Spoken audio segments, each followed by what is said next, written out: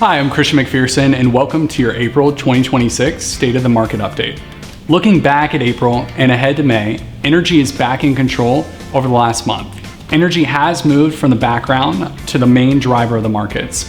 Brent crude has found a new range around $95 to $100 per barrel. And that's not just short-term noise. The market is starting to price in ongoing tension across key global shipping routes. What that means is straightforward. Higher energy costs are a headwind for transportation and manufacturing, but on the flip side, it's a major tailwind for US energy companies.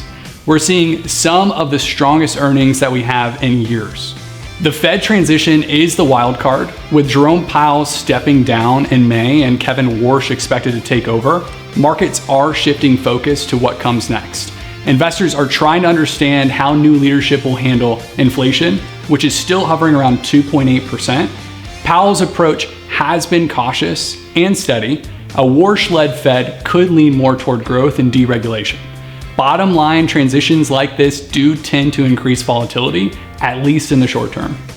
The consumer is splitting in two. We're seeing a growing divide in spending. Higher income households are still spending, supported by wage growth and strong markets. Lower income consumers are starting to feel pressure from rising gas prices and increasing credit card debt. That's why quality matters right now. Companies with pricing power are in the best position to protect margins and stay resilient, and diversification isn't just stocks versus bonds anymore. It's about balancing growth areas like AI with hard assets like energy and materials.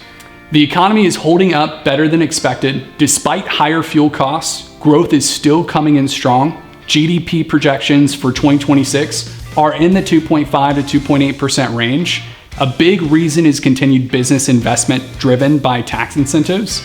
What we're seeing is a push and pull. Higher costs on the one side, policy-driven growth on the other.